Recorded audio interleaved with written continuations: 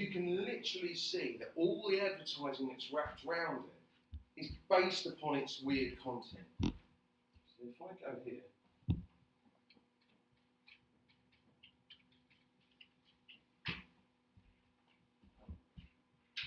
right, so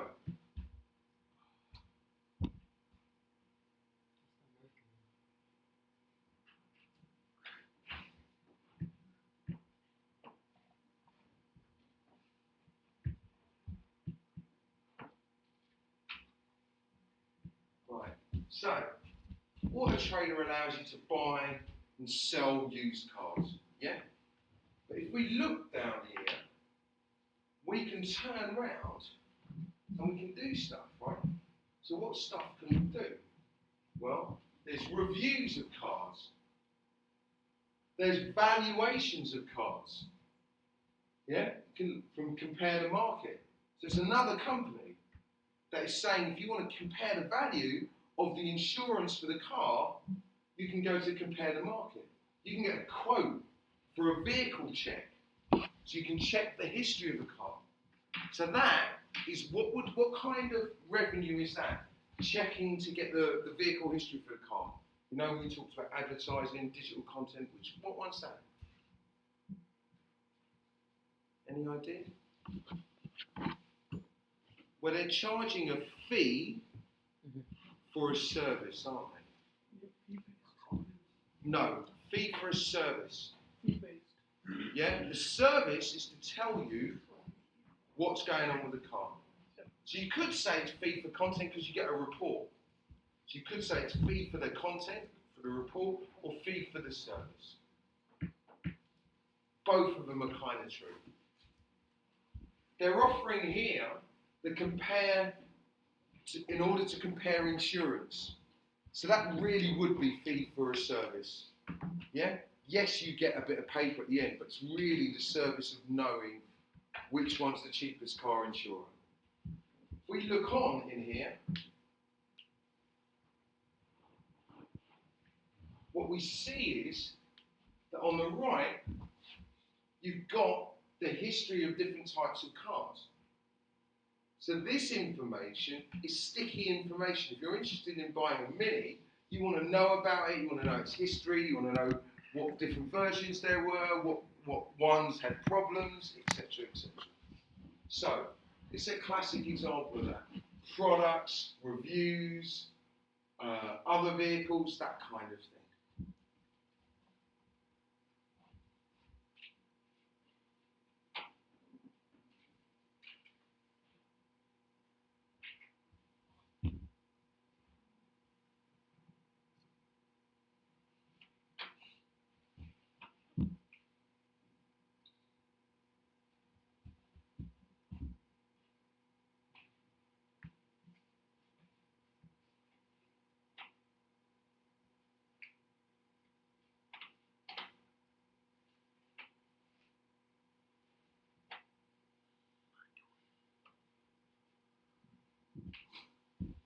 Okay, so people like Auto Trader. Now, sometimes what you get are advertising mixed with a subscription. Okay, so subscribers pay a fee and accept some advertising. So they pay a fee to get onto it and accept some advertising. Often newspapers do this. So newspapers will get people to pay a fee, but give them a certain amount of advertising. Sometimes the advertising looks like the news.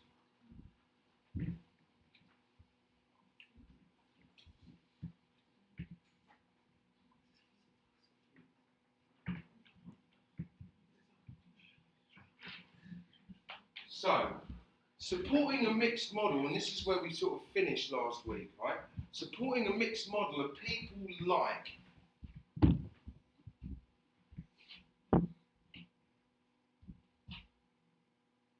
where people are paying in full. Things like Nature, National Geographic, the Harvard Business Review.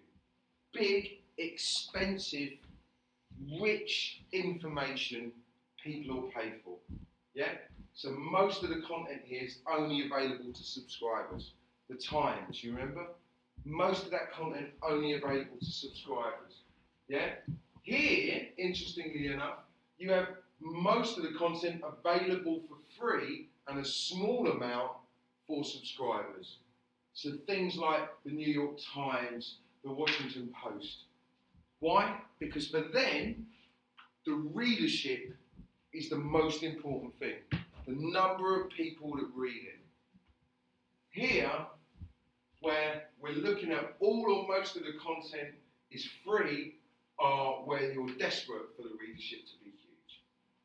Yeah? Where you're desperate for the readership to be huge. Okay, so sports, Sports One, Sky, people like that, they're in that zone. Right, so you also get a scenario which is what we call a fee for a transaction. So they charge a small amount of money for each transaction undertaken. Can anyone think of a business that's based around the idea of a fee for a transaction? That's revenue model. eBay, yeah? So every time you sell something on eBay, which is the transaction, there's a small fee. And that's how they make their money. Yeah, agreed? So the website offers the visitor the transaction information which you could normally get before from an agent. So anywhere where they charge you a small amount every time you do it. In a way, what they do is that the website acts like a digital agent. The website makes a decision on your behalf. The big classic example of this area are holiday websites. Do you know websites where they find you a flight or find you a hotel? All of those sites work on the basis of a small fee for each transaction undertaken by businesses connected to that site. Yeah? That's how they work. Stockbrokers, businessmen, share dealers, they've always done that. That's how they operate. Take that small fee. So,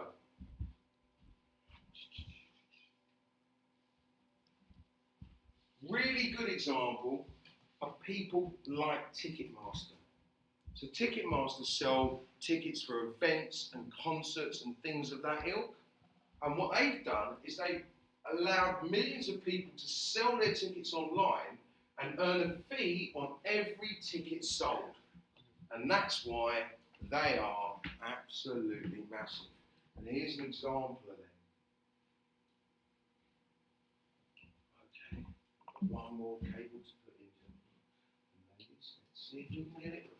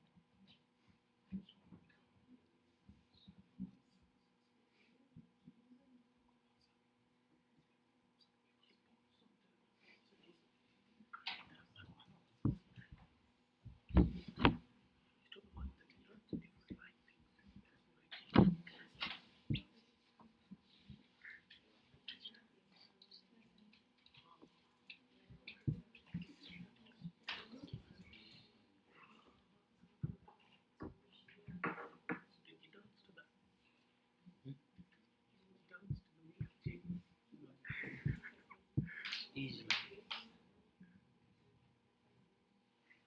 Yeah. How are you? I'm good, man. How are you? Look sleepy. Tired. Not enough. Yeah.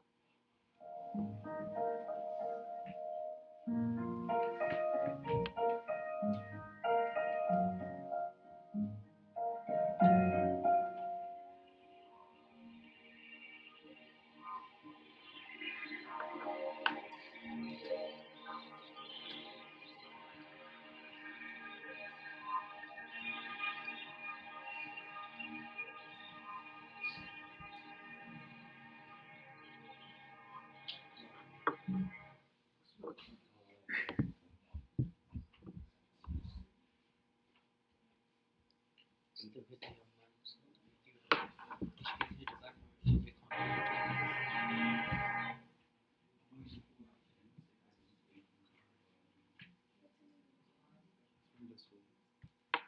Alright.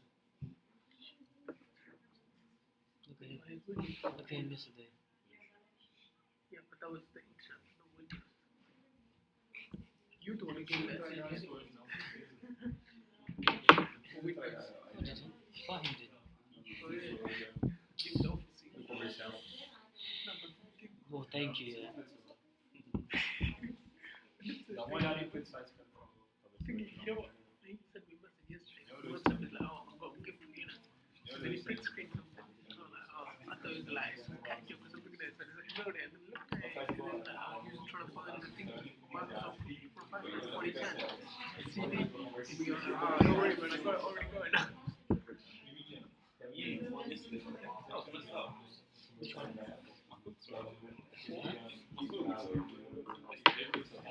I didn't go to that side though. Yeah, I forgot his parents. I didn't go to. I just showed you.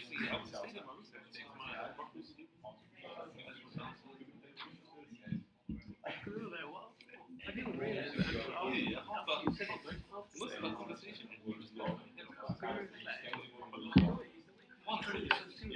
You're like, I'm trying to be serious, and you can see just like a smile coming on his face. Say what?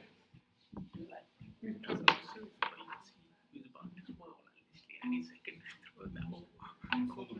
You're like, yeah, so when I get this, so much about this.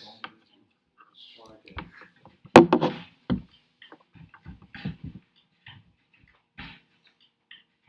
We see that. Make it bigger.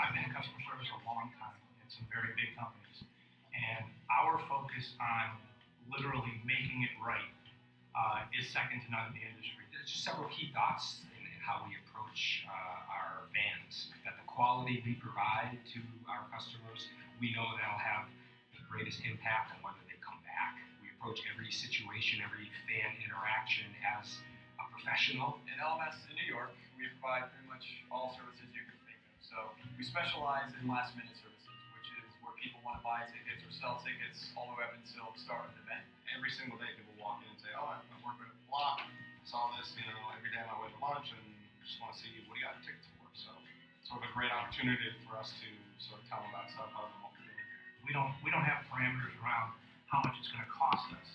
We worry about whether or not the fan is happy, has a great experience, and even when things go wrong, what can we do to retain that customer to make sure they understand our commitment to them? People buy from us because they like us and they trust us. The diehard attitude that we all encompass, whether it is somebody who's in East Grandview or San Francisco or out in the field, we live that and breathe that every day.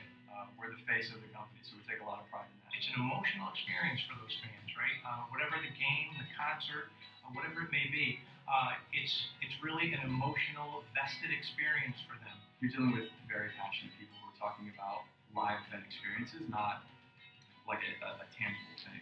Tickets, it's an expiring entity that if we can't make the best use of it and give somebody the best customer service from start to finish, they might not use us again. Because then it does just become a ticket. But what we give is more than that. We give like real world event experiences.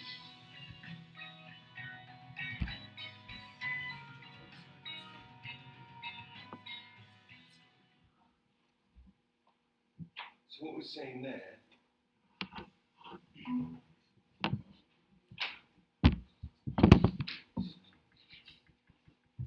seeing there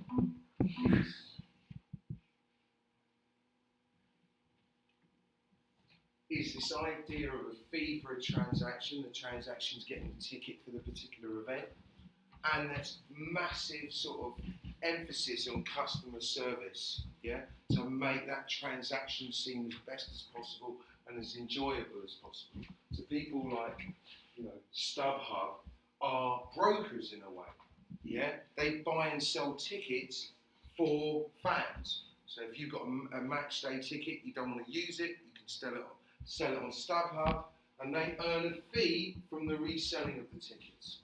So it's the whole idea of making the whole thing as smooth as possible, which is what's working for them and giving them a sort of profit. Okay.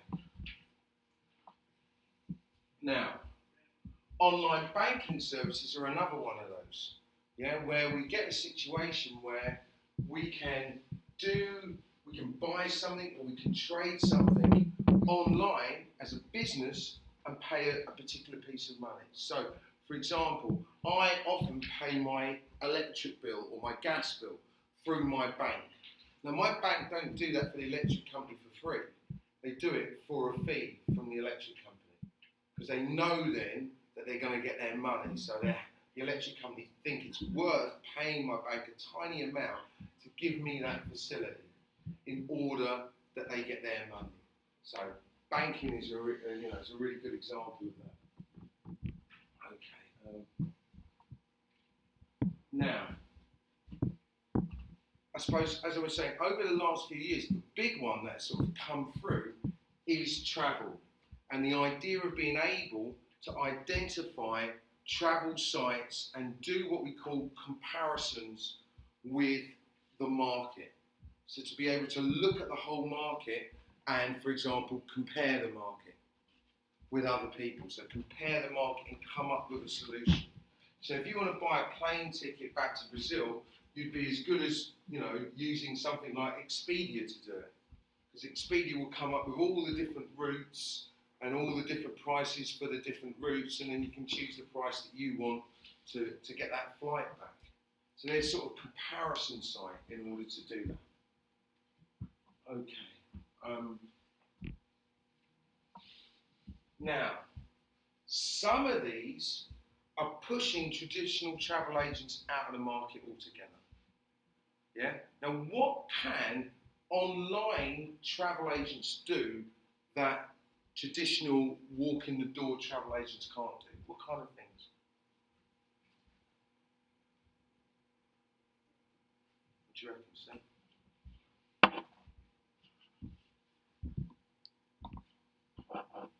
No idea.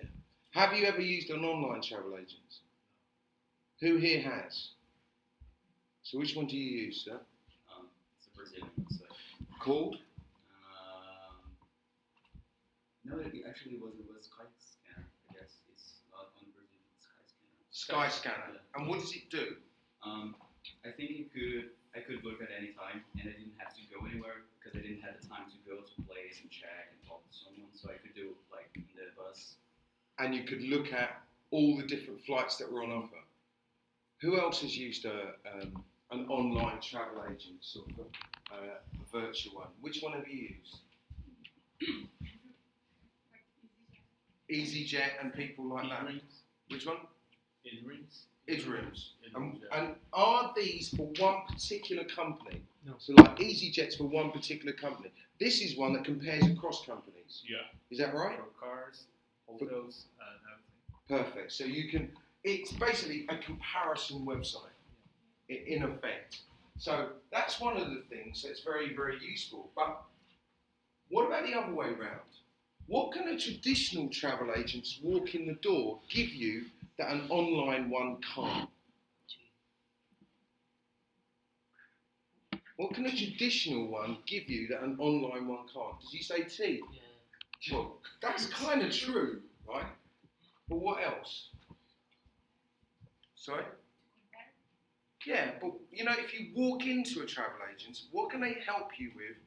And what can they give you? Handshake, tea, what else? Confidence.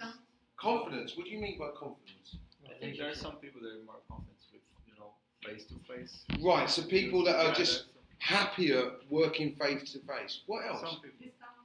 Discounts? Because you're walking in the shop. I think it's most probably going to be, chances are discounts are going to be online and in the shop. But what's it you get in the shop that you don't get online? Is it the relationship with the travel agent? Like the confidence, the trust in the travel agent, and he can even recommend you other places to go to as well. Now we're starting to talk, yeah. You don't have to plan your trip. You just say, oh, I want to go to that place. Search for me the best one. And they do all of the work, yeah, and they make all the decisions. You pay for the convenience of somebody else doing it when you go in the shop. That's very true. Now, one of the things that often traditional travel agents are really good at is telling you stuff that you might not have considered. So you're sitting there and you're thinking of buying a trip to Ghana, right? So you look through the comparison website, it can tell you the cheapest trip. But the person at the estate agent might say, do you know what? Remember you need to get a visa. And it's this kind of visa and it takes 30 days. But if you do it on a Tuesday, it's cheaper and you can get there earlier. Do you see what I mean? So you can get those nuances, those extra little bits and pieces that help. While you're in that travel agent, you could say, yeah, but I'm bringing my son and he's disabled. And they go, well, no problem. What you should do is then take this flight. Now, online, it's not going to tell you that. You're not going to get those nuances, are you? About which flight's the best one if you're going to bring a wheelchair, for example. So it's that stuff that you want to end up trying to recreate online if you're going to take the business online and recognise those kind of things.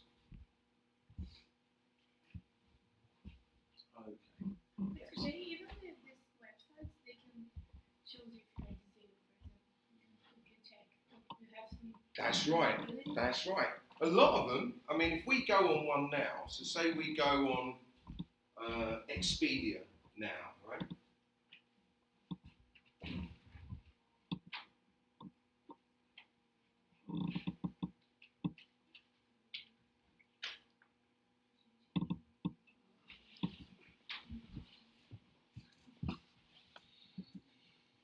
Now, am I given the option to say whether I'm disabled or not? Am I given the option to say I'm blind or I'm disabled or I'm in a wheelchair or anything? Allergies. Just not, am I? Allergies to food. Yeah. There's a nice idea that Gracie showed me the other day. It's from EasyJet. It's called Inspire Me. It's like you say, you put like, I'm going from Yep. London, and they show you like a lot of Different places you could go. like different routes and different prices, so you can Yep. find like. That's right. And here we'll do a similar kind of thing, right? So if I go, I'm leaving home, right? Right, so I'm going from London, England, and I want to go to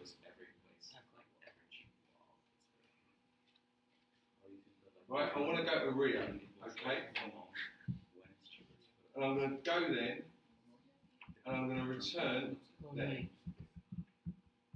There was a welcome for June. $3 grand to get down there. So can you see the in-place adverts? Yeah. The various travel deals as it's processing?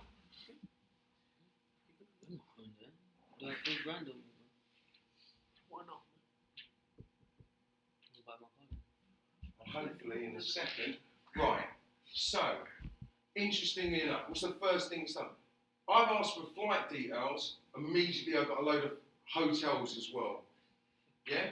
So sort of product placed hotels thrown in there. Now, so where are actually my flights? So here are my flights, all with hotels. Now can you see the massive difference in the price of the flights? 3,600, 2,500, 4,000. Do you see what I mean? Now the thing is, and then this one's 1,900. So this is the sort of holiday and the flight. Now the question is, if I'm disabled or if I, can't hear or any of those kind of things, there is no personalisation for that. So that's the kind of thing that you might go into a store for. Yeah, and you might change things on that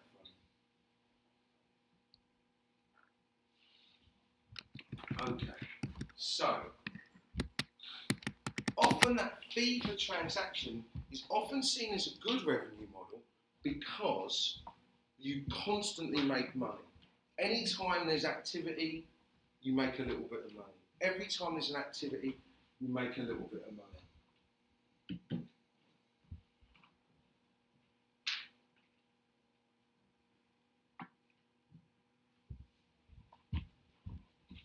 This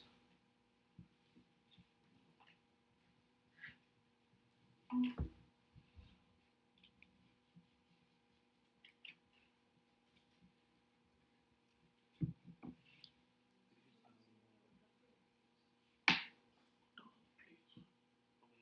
don't think it's gonna be any European team. Lead Hotels Combined, the hotel price comparison app. Whether you're looking for a hotel near your current location or another city, the Hotels Combined app searches and compares millions of hotel deals from hundreds of booking sites and apps. Easily organize and sort search results with filters like star, popularity, location, and more. The Hotels Combined app searches over 400,000 hotels from the world's major travel sites and apps, and lets you instantly compare millions of hotel deals. You get detailed information for each hotel, photos, description, and millions of guest reviews summarized for a quick, bite-sized overview. So you can make the best choice and get the lowest rates on the best hotels. The app supports over 35 languages, and you get hotel rates in the currency of your choice. Download Hotels Combined today for free on the App Store and the Google Play Store. So that's sort of a classic case of a fee for transaction model. So the question is, did you notice as well that they were using location-based services to exploit the app? Yeah? Who was the group that's going to do the app that's going to stop people using their mobile phones while they're being sociable? Build it. Look at these people. Look. Oh, like this. Meant to be in a class. Build the app quickly. Help. Good stuff. Okay. Then we might get things like a fee for a service. So a fee for a professional service. So there are things like online will makers. So you know a will that you might write if you were going to die to say who your stuff would go to. So you write down all the things and who you want to give it to, you submit those details, and they will create you, a virtual lawyer will create you an online will and send it back to you. That's an example of that. Yeah? You might also have like a service, like to be able to tell you about legal stuff that you're doing. Yeah, so legal stuff that you might be getting involved in, you might want to get advice. So you might pay off a one-off fee to a lawyer who's a virtual lawyer who will give you advice on that one thing. So rather than going in to see the lawyer and paying money, you get a fee for that one-off consultation. I suspect in a few years' time, you might be able to pay a one-off fee to talk to a doctor. So you virtually have a Skype conversation with a doctor for a small fee. So you pay and then they send you a prescription through your email system. It's like a completely virtual doctor in that respect. Yeah? There are lots and lots of sort of professional services type ones, and lawyers and doctors and people like that are coming on board with us. Okay. Now,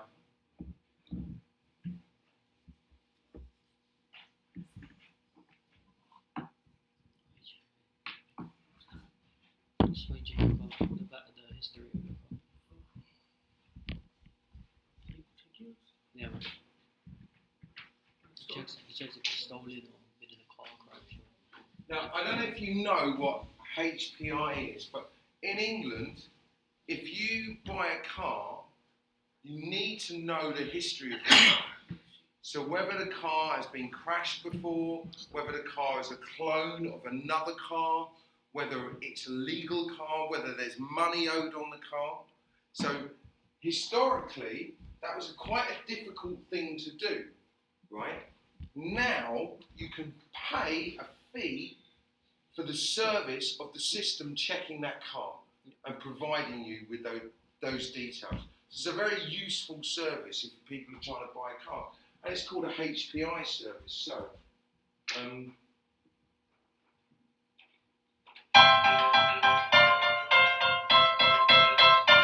This is Linda, and today she's buying a used car.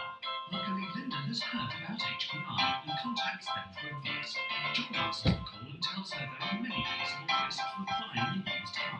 It could still be on finance, it could be stolen, cloned, written off, or have a problem with its mileage. John is concerned that if Linda buys a bad car, it can put her seriously out of pocket, or could even be dangerous.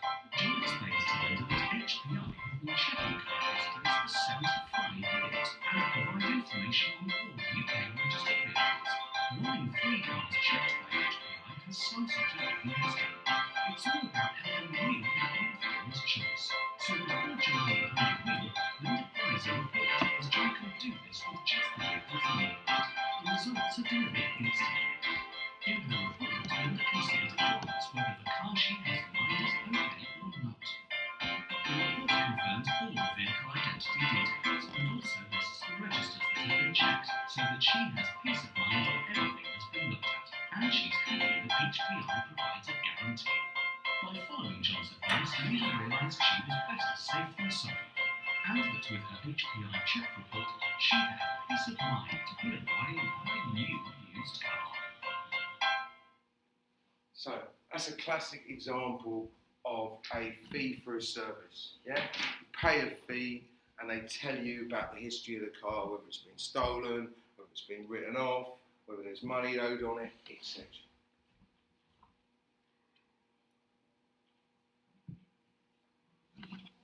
So, what other kind of businesses do we think could be very good as pay for service businesses?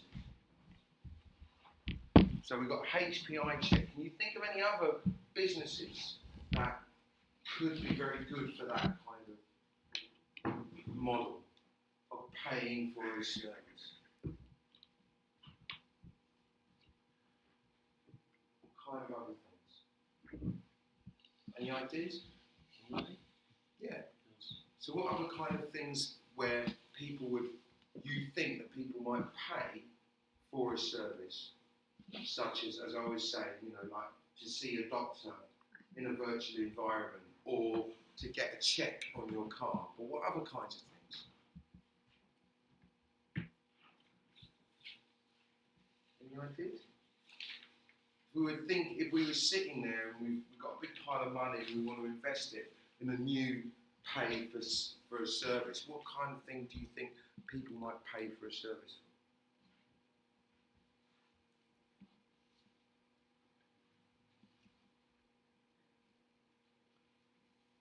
Any ideas? Anyone want to guess any? Can you think of any? I'm trying. Is that what the noise is? Can we think of any? Okay, so what kind of services do people want? Can we think of any services that people want that we think that might fit into this category? What kind of services do people want? So, I told you about one last week. Do you remember the one I told you about last week? About ringing up old people to see that they're all right? Do you remember that? Okay, so here's the service, right? Now, there are lots of people who are lonely. Anyone here lonely? You're lonely? Yeah. I'm lonely too. It's me and you.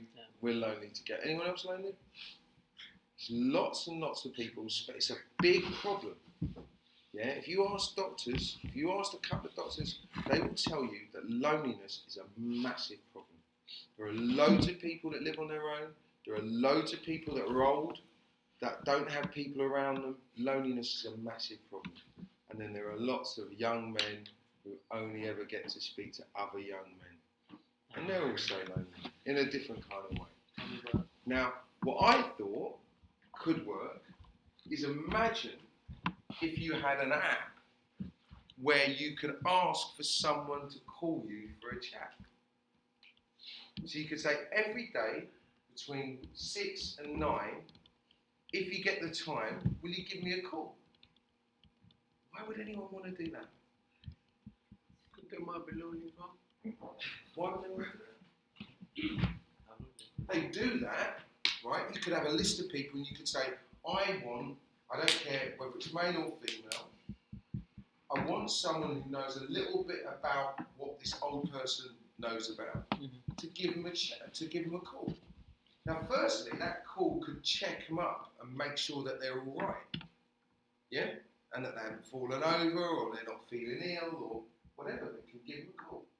Secondly, while you're having a conversation with someone, you can suggest stuff to them, stuff that the advertising agency has told you to suggest.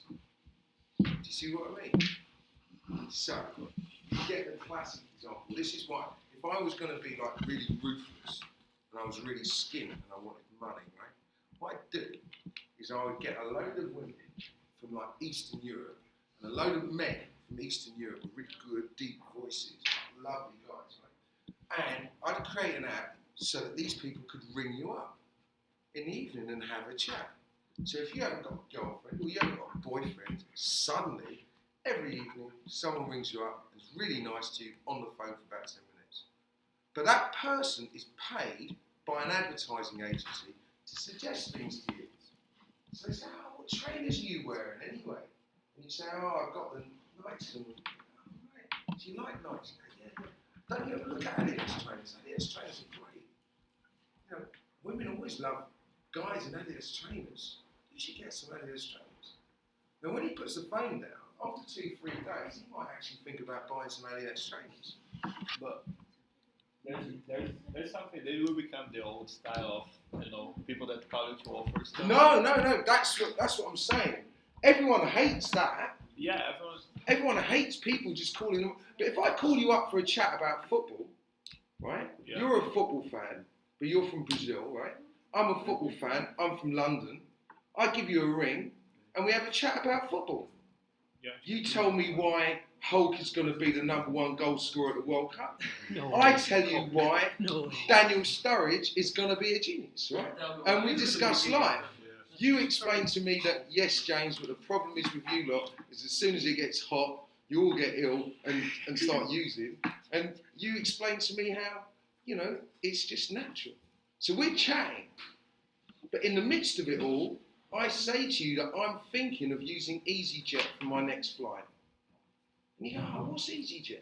I say, oh, EasyJet, it's an airline and I use it, it's a low-cost airline. It's fabulous. If you ever come to Europe, you should use EasyJet. And I'm getting paid by EasyJet to do that. Do you understand what I mean? So it's an example of a service that doesn't really exist at the moment, where I'm getting a fee every time someone does a transaction that I've suggested in a generalised conversation. But how would the people know that the transaction was made? And how would they know that that was like That the person trigger? that did it. Yeah. Oh, well, we know that that's the trigger in the same way as any other advertising. But like correlation doesn't mean implication. No, definitely you never not. know. Like you can never tell if an advertisement worked or not just because the person bought it. You can never know if No. that was the advertisement. Like, If I'm the person who's supplying it, right? What does work mean? Like you never know if what led the person to buy something was the advertisement or not. Yeah, but is the role of all advertisements to get the person to buy something? Yes. Well then, so if you think it is, I don't think it is, but you think it is. If it is to get somebody to buy something, then it's very easy to see whether the advertising worked. Because if sales went up when you did the advertising, and if you don't do the advertising, sales fall, there is a strong correlation between the advertising and the sales. Agreed? But I actually think that advertising is more than about direct sales. It's often about creating awareness. So lots of the time you see adverts that just subliminally create an awareness of a brand or an awareness of an event that subsequently people are going to sell you stuff at. Do you see what I mean? Yeah? So when you see an advert this summer for McDonald's, right, and the football, they're not going to be saying buy a burger, they're going to be saying go to the World Cup. Problem is, you turn up at the World Cup and the only place you can eat is at McDonald's. Do you see what I'm saying? So it's about building awareness. And what I'm saying is, often with a service, you kind of have a subtle awareness. But in that case, if you're getting something from the transaction, then you must know if the purchase came from there. Absolutely. Unless what you're trying to do is build awareness. But if it's on the transaction, you can turn around and say, well, we're going to pay all these people to suggest stuff in phone calls, and we're going to split the money. Or we're going to pay one for every 5 minutes you spend on the phone. But that changes the thing. Then it's not for transaction anymore, right? No, it's a fee for service. Yeah, it's a fee for a service. Yeah, and sometimes we move between different ones as well. Another classic one is this idea of free for many and a fee for few. So for most people get to use it for free, and a few people pay. So who here uses Dropbox? Yeah. So who here pays for Dropbox? Wow, what's wrong with your arms? Who here pays for Dropbox? See? So for all of us, many, it's free. But for a few businesses and people that want big accounts, they pay a fee. Do you see what I mean? They pay a fee. Okay. So we all know Dropbox, so I won't go into that. Okay. Often what we get is this idea of revenue models in transition. So you go from one revenue model to another. Right? So it's this idea that you don't just fixate on that revenue model and leave it at that. You move revenue models along. Do you see what I mean? So, for example, okay, I'll give you a real example. You look at somewhere like Rightmove. Okay? So, if I go in here,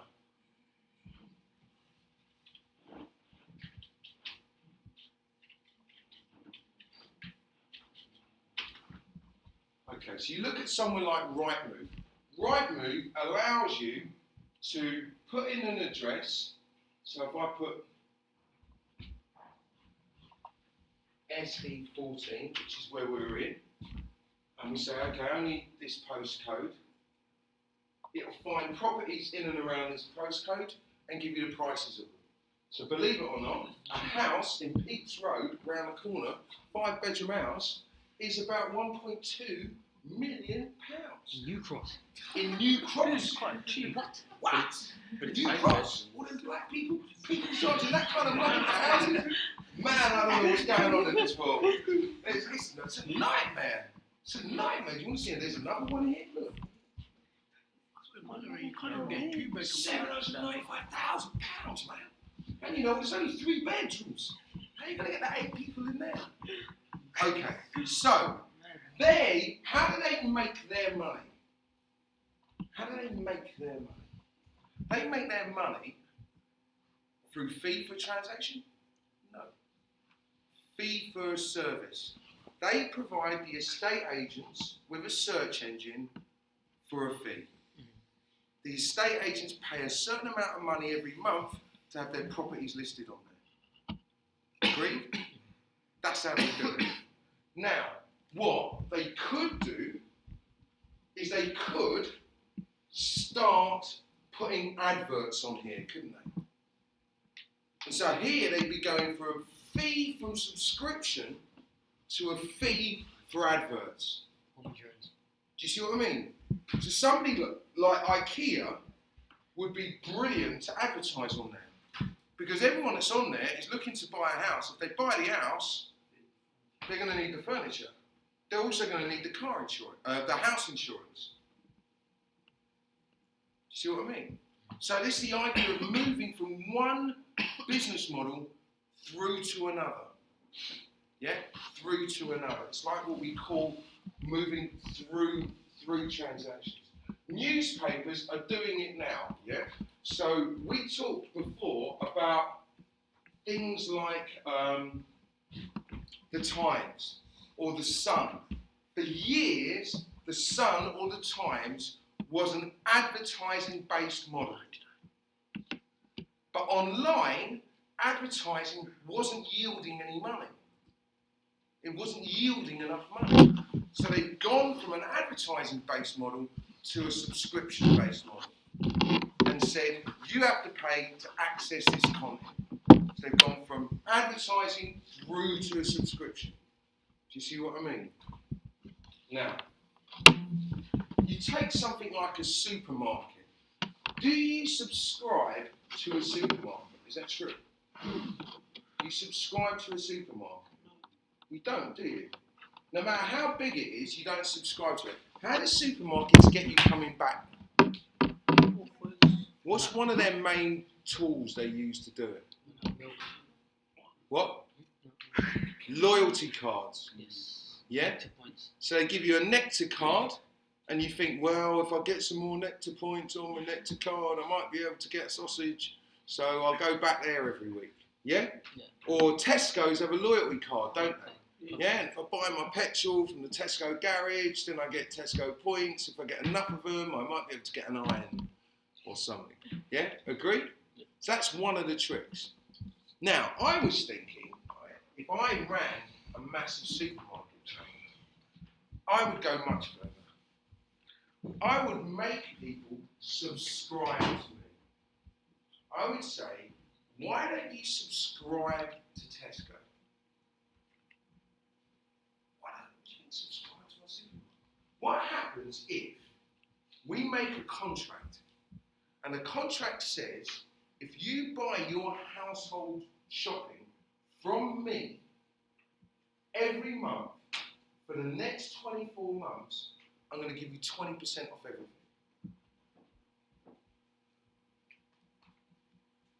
So you do a deal, you do a subscription, household shopping's 80 quid a month or 100 quid a month.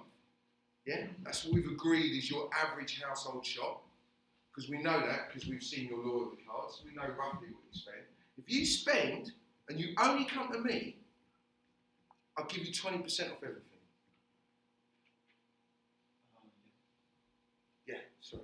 So yeah, the newspaper, the Sun. Yeah. They're doing that. If you subscribe for like 1 month, Yeah. you got rail tickets from £16 for £8. So Perfect. you got like 50% off discount on train tickets from the next 3 months if you subscribe for 1 month. 1 month. Yeah. And they've done the maths and worked out that it's worth it. Yeah, because they don't do it for free, do they? They've worked it. But what I think is once you had a subscription for a supermarket, just for 1 month or 1 year or 2 years, you own that person, right? They've done the deal. They'll be with you forever. Because they'll get used to the 20% off. And so they'll always shop with you. Then you don't have to worry about advertising because you own them. They're coming back. Do you see what I mean? So if they're coming back, they don't have to advertise. It's a lot of money. They have to pay Jamie Oliver to start telling you to come back. Because we've got all these subscribers to Tesco. But in the end, would it make any difference? Because like, if it worked for one, then the other would just copy it, and then it could be like a mobile contract where you can change every. Good point. Yeah, absolutely. And that's what we call in business a competitive advantage becomes a competitive necessity. So to begin with, that might give a company a massive advantage, mightn't it? But everyone else will do it, and then that advantage disappears into just a competitive necessity. Absolutely. That's exactly the kind of thing. But what we're always thinking about are new and interesting different kinds of businesses. And we want to try and keep creating competitive advantages. And what I'm suggesting is everyone's got a loyalty card. So why not do a subscription? Do you see what I mean? It's an odd thing, but you might as well do that. So that's what I want you to always be thinking about when we're doing this course. Because you're studying about business. You're studying about different ways in which to exploit businesses. Yeah? Or, sorry, exploit customers. That might be too strong a term. Give them what they want. That might be more like it. Yeah? Love your customers. Be nice. That kind of stuff. Okay. This is a classic example of multiple changes to a revenue model. Do you know the thing they call Encyclopedia Britannica? Yeah. Do you have that? Yeah. You know what an encyclopedia is, yeah? Wikipedia. You know, like when you're a kid, they give you one, they give you a collection about that big, and they've got pictures of everything in them, yeah? Sheep and cats and dogs and airplanes, you know, encyclopedia. Well, the big one in England and the West, but England in particular, is Encyclopedia Britannica, right? Now, years ago, it used to be a status symbol because the books were really flash looking, yeah? They had bindings and they looked really official, the books. So if you went to a person's house who was middle class or rich, they would always have the Encyclopedia Britannicas on display. It would be like, we are an intellectual house. We have Encyclopedia Britannica, look, it's over there. So they'd always have them, right? So this was a big problem because when they started with the web, right, they created an internet version of an Encyclopedia Britannica. But the problem was, what about the books? We need the books because that's the only reason we buy this stuff. We don't really read them. We just want people to look and see that we're intelligent. So the CD-ROM didn't have that in it. Do you see what I mean? So people didn't buy it because if you want to find something out, I need something to boost my head, my status, the box set. So they then said, let's not just put it on the web because that ain't working. What about we get subscriptions? So they get subscriptions. No one was subscribed because there were no books on the shelf. And the reason people were buying it was to have the books on the shelf. So they then switched and they said, what happens if we stick advertising in it? Well, first and foremost, do you really want your son or daughter reading about an F1 plane followed by an advert, followed by reading about another plane followed by an advert? So people hated the adverts, and advertising revenue declined as well. They then said, okay, what happens if we have some free content and some subscription content? Didn't really work. Yeah? If the thing you wanted to find out was free on Monday and the new thing you wanted to find out on Tuesday was paid, you get fed up, don't you? What also occurred was Wikipedia came out. It's more accurate, isn't it? Yeah? Wikipedia came out, and that was a constant threat. They would argue that Wikipedia is less accurate because Wikipedia can be written by any of us. Encyclopedia Britannica is written by professionals. What do you think they did in the end to save it? What do you think they did in the end? Any ideas? They gave you a subscription for it online and sent you the books in the post. So you got the books to stick on the wall in the room, and you could actually use it online if you wanted to. So that's the way that they got round it in the end. It's nearly dead now. New York Times, it's a similar kind of issue. just have a look and see what. Was it New York Times? I'd never see it show you something you've seen already. This is about the New York Times and its paywall, not the Sun, yeah? So this is the New York Times, and this is very, very recent about the effects of its paywall. So, if you're lucky. You want to check the video, please? What time is it? It's like 12:30. 12 what? 12:30? 12:30. Yeah. What time does this lesson finish? 12:30.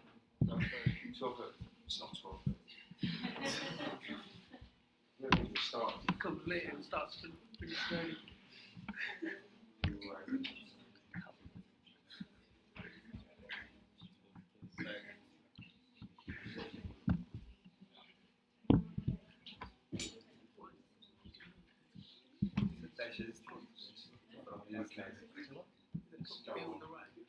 He doesn't look at it, does he?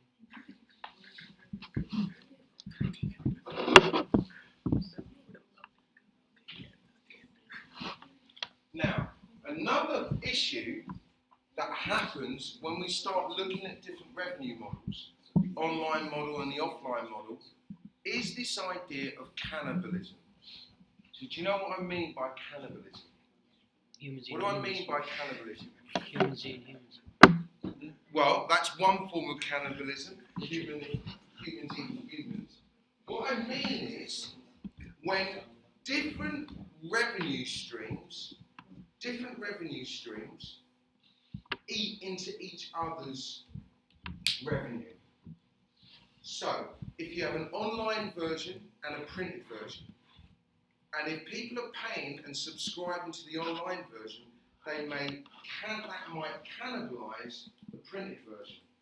So the printed version starts dying as people go on to the online version. Do you see what I mean? And it's a big problem. This is what you call channel conflict and cannibalization. And this is when a company's sales activities interfere with other sales activities that they're doing. Yeah? A great example was at one point, Levi's, who make the jeans, they sold jeans on their websites. But when they did that, people stopped buying them in all of their different distributing stores. So they stopped going into stores to buy stuff. They only bought it online. And this meant that their real business, their shop's business, was being cannibalized by the website. Now, do you think that's a problem? Or is that okay and just a natural course of things? It's a good thing. Who thinks it's a problem? Who thinks it's fine? It's just the way of life. It's just the future. Yeah? Depends. It all depends. It depends on what? Jay, Depends on what? depends on what he says. Oh, it depends. If you want to save some money, it's best to sell stuff online, so you don't have to pay for rent, like this kind of stuff. People don't have to go to the stores to buy. You just have to. If you want to do a new structure of business, this is a good thing to sell online instead of in stores, so you can save money with staff, rent, and stuff like that. Right. It can be good. But then I disagree. Like, for example, if you go to a shop, and there's like different variety of different products. Like this trouser, you might see this shirt that would go nice with that. You'll be thinking, oh, why don't I buy that? Or you get a customer assistant who will come up to you and be like, oh, you brought this. Why don't you have a look at any other products that's similar to that? And you can't do that if they're buying them online. Yeah. Okay, that's a very good point. Yeah. What else? What were we going to say? As I was going to say, In fact, stores do that. Every store do that. Every store does that online by suggesting other things for you to buy. Yeah. Yeah. Okay. So maybe it doesn't matter if you push everything online. Go for it. So what were you going to say? no, I was going to say it is the way of the future, because if you base the model on ASOS, right, they sell everything online. Now, considering how expensive rent is, especially in London, and the staff cost. I think it can ease its way into online Right. business only. So it becomes a more natural evolution for it. Yeah. The high street is done. More natural evolution. Yeah. Gotcha. Okay. I mean, if you look at people like Levi's, right, IKEA, they don't really sell much on their websites because they want people to go to their shops. IKEA is a good example because most of the stuff they sell to you, you didn't know you wanted. Do you know what I mean? Have you been to IKEA? You know that. Yeah, you've been. Have you seen the rubbish you come out with? Meatballs. I come out with candles. I don't even like candles. Do you know what I mean? I come out with loads of candles. More cups. I got loads of cups. I only got one mouth. There's only 4 of us. Sometimes there's only 2 of us in the house. We got 85 glasses. They're all different sizes and stuff, but why? Because you get into the hall, the IKEA hall bit, and you just see all this stuff. God, we don't have a peeler for an orange. We need more glasses. But then online you have like sometimes the homepage is a big picture of saying sale, and you wanted to buy a certain thing online, but then you see that, and you end up buying more things as well. Yeah. The problem is this. The way people buy stuff isn't quite what we see. We often buy stuff because we see other people buy stuff. We often buy stuff because it's in the window every day when we walk past it. We often buy stuff because we can try it on. So if we're not obsessed with something, like ASOS, like a particular jacket or a particular hat, but we want to go in there and just peruse, they need a shop for that. You know, to just click through all the different bits and feel the cloth, and they need a shop for that. So if you kill all the shops, suddenly you're in trouble. The other problem is Levi's are sold in other people's shops. Big shops that have lots of customers. So if Levi's website is cannibalising the sales of Levi's in the shop won't stock Levi's, but it will stock other jeans. People will come in, and the people that want to try on jeans will try the other jeans on. Do you see the problem?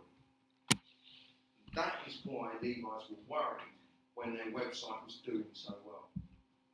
Because it was killing all the other business. It was cannibalising it. This is often the case. I suspect in the future, you know, the web presence will be just as strong. It will be just as strong. Okay. Sometimes you do what's called a strategic alliance. So 2 businesses work very tightly together to increase sales. Yeah? And they normally do what we call a long period collaboration. That's a strategic alliance. So, for example, you would buy a personal computer. Let's say you bought a laptop that was a PC laptop. What software would you expect to see on it? Antivirus software, wouldn't you? Mm-hmm. Sold to you by some other company. Yeah? That has a strategic alliance with the company that's selling the computer. Yeah? So they have a long-term relationship. Every one of these we pass over, we get one of those. Microsoft had a massive strategic alliance with a lot of companies to supply Windows. So they said, when you supply your computer, we'll supply a copy of Windows to go on the computer. So when Samsung made computers, when Dell made computers, when IBM made a computer, they all came with a copy of Windows. There was a strategic alliance between the 2. Yeah? And that often works really, really well. Okay? Often works really, really well. Okay. Now, people will argue that certain luxury goods are difficult to sell online. Why are luxury goods difficult to sell online? You don't want to spend that much money and not see the product. So you don't want to spend that much money and not see the product. Okay. Not like feel it. It's a luxury good, right? What else? What other reasons might be difficult to sell luxury goods online? Yeah, but you normally want to do that with all products, yeah? But, true, you might want to try it because it's a luxury item. You want to make sure it's beautiful and it fits right. What else? If it's genuine or not. To make sure it's genuine or not, yeah, that's a big one, isn't it? Is that a real Chanel bag? Or is that a Chanel bag from my friends in East Asia? Yeah, knocked up on a Tuesday. Yeah? Got some in my car.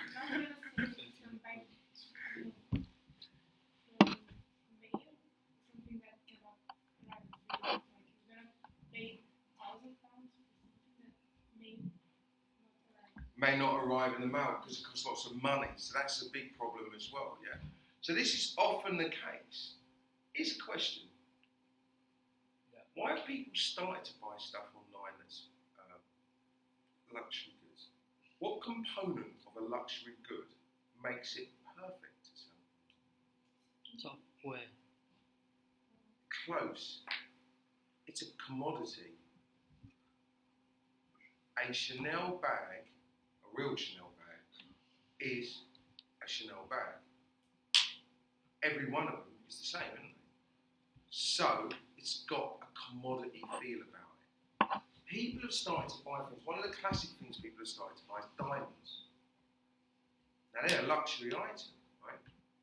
But diamonds are valued a certain way by the number of carats involved. And if you want to buy a diamond to create a ring or whatever, and you need 15 carat diamond, you can buy that from anywhere, can't you? As long as it is the number of carats. So what you're seeing is this kind of build in the number of people doing things like jewelry sales, doing stuff like, you know, buying things that are basically commodities. Yeah, buying stuff that's basically a commodity. Okay. Other problems, of course, is having a situation where you're trying to sell stuff online that originally came from a store. So it's like it was overstocked in the first place and you're trying to sell it online.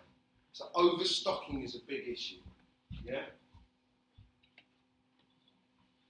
Now, the final thing I want to talk about today is if you're going to build a website itself, you're going to build an interface or an app, you want to make it so that it works well. It is an effective web presence. It works well. And I just quickly want to say a couple of things. Firstly, it's really important to understand who the stakeholders are. Who are the people who are going to use it and how are they going to use it? So for example, who are the customers? Who are the suppliers? Who are the employees? Yeah? Who are the members of the general public that are involved? Who are the stakeholders? The other thing is to know how effective that web presence actually is going to be. So, for example, with a physical shop, okay, you know that people are going to go in the door, right, and they're going to buy some stuff. Yeah, so you must satisfy their business needs. Okay. Now, physical sales often fails to convey a great presence. Website build needs to hold the same kind of values as a physical building, yeah, and a physical product. So it's got to feel the same. It's got to feel like Harrods if you're going to have the Harrods website. If it's going to be the Chanel shop, it's going to feel like that online. So you want to build the two together. You need a good website design, image creation, graphics, that kind of thing. I won't go through that. You can have a look at that yourself. It's online. Okay. You want to do things like a consistent brand image. Yeah, you want to build it so it looks consistent and feels consistent. You want to make sure that it has things like the trusted emblems of the business, the corporate logo, the security login, the contact details. Building trust online is a key thing. Okay. You want to do things like make sure that it has all of the strategically successful key elements, such as, such as usability, encouraging trust, fostering feelings of loyalty towards that site or that business. So you want to build those things into it. And finally,